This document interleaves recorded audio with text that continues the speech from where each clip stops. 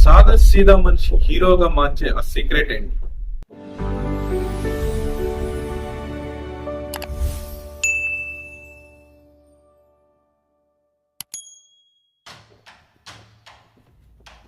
బాహుబలిలో శివుడు కొండెక్కుతున్నప్పుడు, పుష్ప సినిమాలో పుష్పరాజ్ కదలికలు చూస్తున్నప్పుడు, లేదా జైలర్ సినిమాలో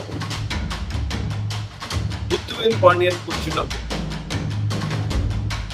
మనకు తెలియకుండానే ఆ క్యారెక్టర్స్ కి కనెక్ట్ అయిపోతాం.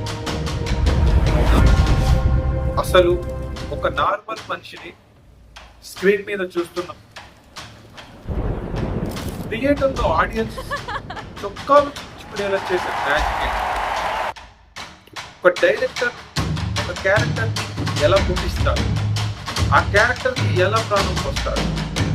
ఇవాళ మనం మాట్లాడుకునేది సినిమా సక్సెస్ ని డిసైడ్ చేసే అతిపెద్ద విషయం.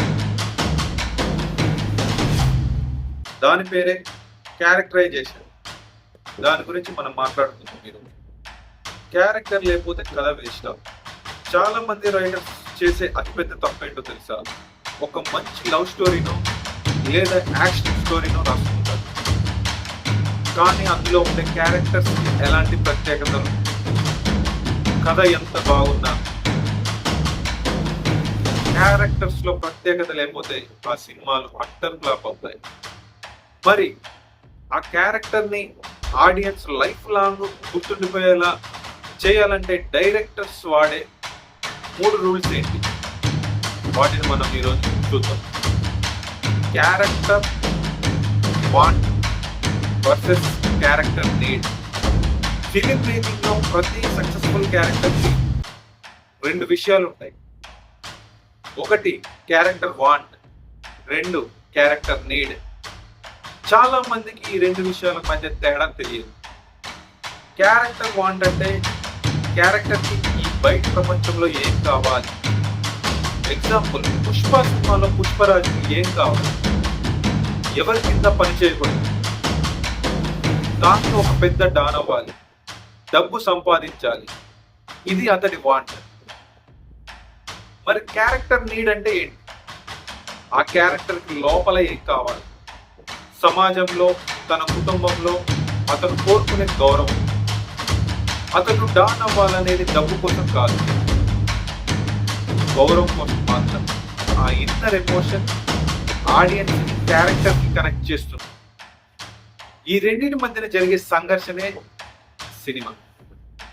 మరి క్యారెక్టర్ ఆర్క్ అంటే, ఇక అన్నిటికంటే ముఖ్యమైనది క్యారెక్టర్ ఆర్క్. అంటే సినిమా మొదలైనప్పుడు ఆ క్యారెక్టర్ ఏ స్థితిలో ఉంది, సినిమా ముగిసే వరకు ఏ స్థితిలో ఉంటుంది, ఎలాంటి మనిషిగా మారింది.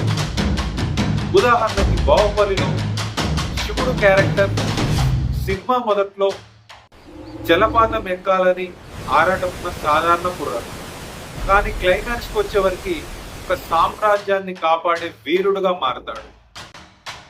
ఈ ప్రయాణంలో అతడు పడే కష్టం, ఏడుపు, ఎదుపు, దీన్నే ఆర్క్. సినిమా మొదట్లో ఉన్నట్టు చివరి వరకు ఉంటే ప్రేక్షకులు బోర్గా ఫీల్ అవుతారు. హీరో మారాలి, విలన్ మారాలి, అప్పుడే థియేటర్లో ప్రేక్షకులు విజిల్స్ వేస్తారు. సో ఇదండి ఒక పవర్ఫుల్ క్యారెక్టర్ వెనుక ఉంటే అసలైన సినిమాటిక్ సైకాలజీ. క్యారెక్టర్లు అయితే పక్కాగా రెడీ అయిపోయింది. మరి ఆ క్యారెక్టర్లో నోటి నుంచి వచ్చే డైలాగులకి థియేటర్లో బద్దలైపోయేలా డైలాగులు ఎలా రాయాలో తెలుసా? నెక్స్ట్ ఎపిసోడ్లో డైలాగ్స్ రైటింగ్ సీక్రెట్స్ గురించి మాట్లాడుకుందాం. ఈ కంటెంట్ మీకు నచ్చినట్లయితే మన ఛానల్ని సబ్స్క్రైబ్ చేసుకోండి, లైక్ చేయండి, షేర్ చేయండి. This is Naresh signing off.